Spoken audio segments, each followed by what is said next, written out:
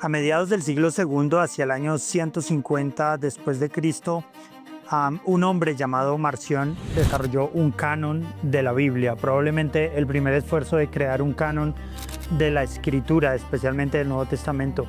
Pero había una particularidad en Marción. Marción lo que hizo fue recortar todas esas partes de la Biblia en la que se hablaba de un Dios de ira, un Dios que se airaba contra su pueblo, contra el pecado de su pueblo, y dejar solo aquellas partes donde se hablaba del amor de Dios, de la compasión y del gozo de Dios.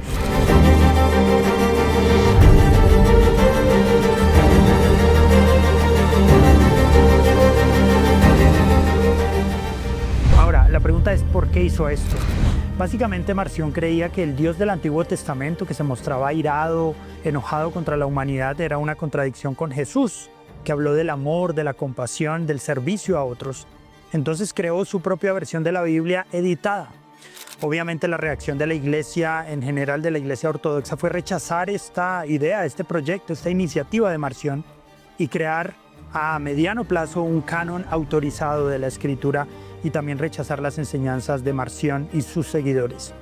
Esto es importante porque a través de la historia la iglesia ha tenido que lidiar con las desviaciones doctrinales, con aquellos que quieren añadir o quitar al mensaje bíblico.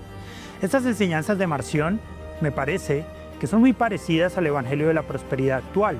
El Evangelio de la Prosperidad que habla de un Dios de amor, de solo compasión, y quita esas partes en las que se habla de la ira de Dios y cómo Dios está irado contra el pecador.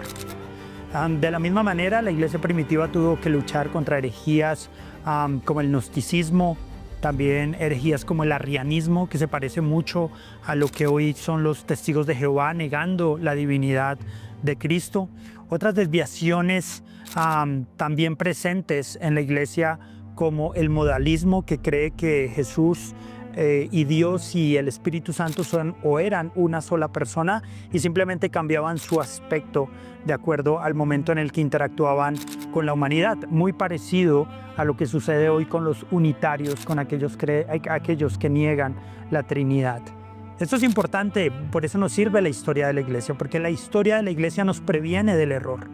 Las desviaciones doctrinales que vemos hoy en medio de las iglesias ya han sido tratadas, la mayoría de ellas, en la historia de la iglesia, y ya han sido argumentadas y refutadas con la Escritura y con las verdades que nuestros hermanos del pasado han creído por siglos y milenios.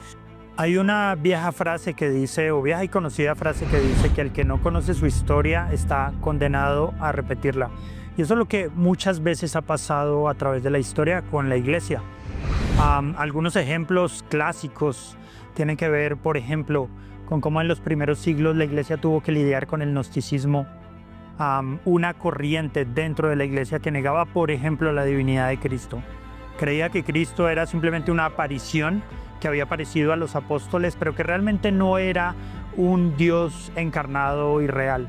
Y se parece mucho a lo que actualmente vemos en la nueva era, que ve a Jesús como alguien espiritual, pero no necesariamente alguien que vivió entre nosotros y murió por nuestros pecados de forma material y real.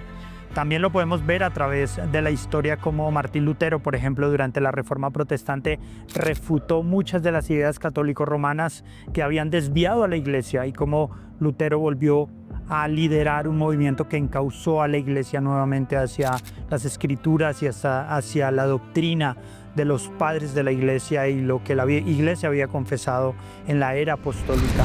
Es importante la historia de la iglesia porque nos ayuda a corregir el camino, por ejemplo, con lo que pasó durante el siglo XIX con la teología liberal en Europa y las consecuencias que vivió en muchos de estos países.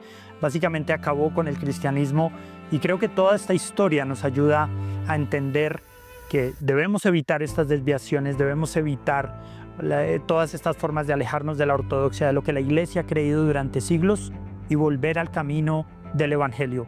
Y para eso es útil la historia de la iglesia, para aprender de los errores de nuestros hermanos del pasado y de aquellos que hicieron parte de la iglesia, pero que se desviaron y que terminaron, muchos de ellos, en la herejía. Así que es importante siempre recibir la advertencia de la historia para no terminar repitiendo los errores de otros en el pasado. En el próximo capítulo de La Historia de la Iglesia, Viajaremos a momentos clave en los que la Iglesia tuvo que defender su fe frente a nuevas ideas y desafíos. Exploraremos cómo los credos y confesiones surgieron como respuesta a crisis teológicas y cómo han sido fundamentales para preservar la verdad del Evangelio. ¿Cómo influyen estos documentos en la Iglesia de hoy? Acompáñanos para descubrirlo.